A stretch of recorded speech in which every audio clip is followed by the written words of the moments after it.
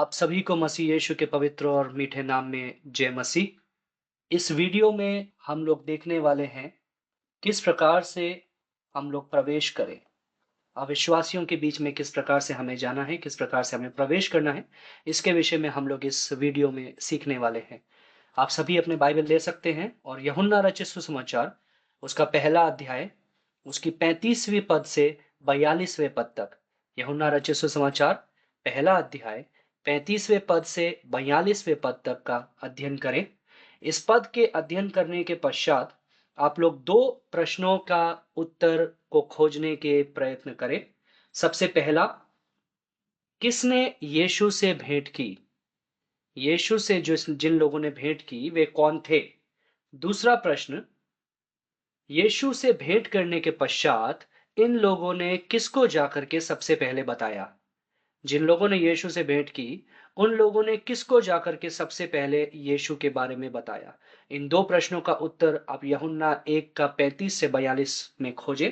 पहला प्रश्न एक बार फिर से बताना चाहूंगा, किसने यीशु से भेंट की? दूसरा प्रश्न, इन लोगों ने किसको जाकर के यीशु के बारे में सबसे पहले बताया? आशा करते हैं कि आपने यूहन्ना रचित सुसमाचार उसका पहला अध्याय उसकी 35वें पद से 42वें पद तक पढ़ लिया और परमेश्वर ने आपसे इस पदों के द्वारा बातचीत भी किया। हम लोग यहाँ पर देखते हैं, सबसे पहला जो प्रश्न हम लोगों ने दी लिया था कि यीशु से किसने भेंट की? उस प्रश्न का उत्तर जब हम इस पद में देखते हैं तो हमको देखने के लिए मिलता है कि अंद्रियास नाम का एक व्यक्ति और एक और उसके साथ में एक और व्यक्ति था जिसका नाम यहाँ पर घोषित नहीं किया गया है, लेकिन अंद्रियास और इस व्यक्ति ने यीशु से भेंट की। दूसरा प्रश्न ये था कि इन चेलों ने, इन लोगों ने सबसे पहले किसको जाकर के यीशु मसीह के बारे में बताया? तो हम लोग जब 40वें पद से 41वें पद में देखते हैं, तो हमको देखने के लिए मिलता है कि अंद्रियास ने अपने सगे भाई, जिसका नाम था शमौन पतरस, उसके पास में जाकर के उसको यीशु मसीह के बारे में सुसमाचार बताया और उसको यीशु मसीह के पास लेकर के भी आया 42वें पद में। तो यहाँ पर जब हम देखते हैं तो वो अपने जो भाई है, जो उसके उसके सगे हैं, उनके पास में जाकर के सबसे पहले यीशु के बारे में बताते हैं। ये सिर्फ एक बार नहीं है, लेकिन हम समरिया की स्त्री के बारे में देखते हैं, हम कोर्नेलियुस के बारे में देखते हैं, हम बाकी लोगों के बारे में देखते हैं जिन्होंने परमेश्वर के सुसमाचार को सुना।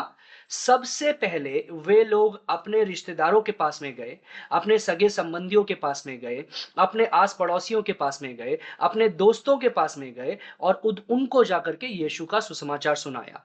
किन लोगों को, किन रिश्तेदारों को, किन दोस्तों को, किन परिवार वालों को? जो लोग यीशु को नहीं जानते हैं। तो परमेश्वर ने हमें एक ऐसे स्थान पे रखा हुआ है जिस स्थान में हमारे कई सगे संबंधी हैं, कई रिश्तेदार हैं, कई नाती लोग हैं, कई आस-पड़ोस के लोग हैं, कई दोस्त लोग हैं, जो यीशु मसीह को नहीं जानते हैं।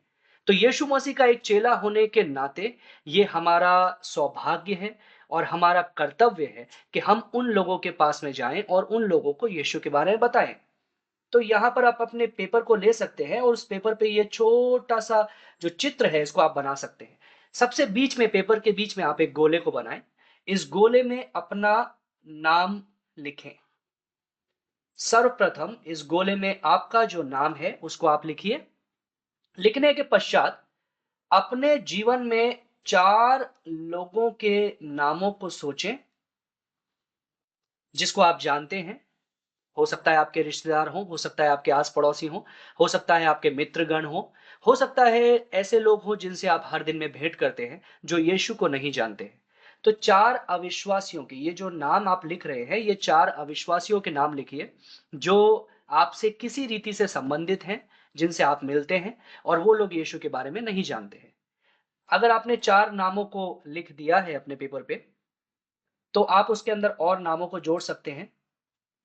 हो सकता है 5, 6, 7, 8, हो सकता है इससे ज़्यादा भी नाम आप लिख सकते हैं, जो लोग यीशु को अभी तक नहीं जानते हैं। इन नामों को लिखने के बाद में, ये है वे लोग जिनको परमेश्वर ने आपके चारों ओर रखा है और आप उनके जीवन के लिए एक ज्योति और एक नमक बन कर के होने वाले हैं। अब ये जो लोग हैं, ये आपसे संबंधित हैं, आपसे भेंट करते हैं, आपसे मिलते हैं, आपको जानते हैं। आपका कर्तव्य है कि आप इन लोगों के पास जाएँ और जिस प्रकार से अंद्रियास ने अपने सगे भाई पतरस के पास जाके यीशु का सुसमाचार सुनाया, उतना ही सुनाया जितना उसको पता था।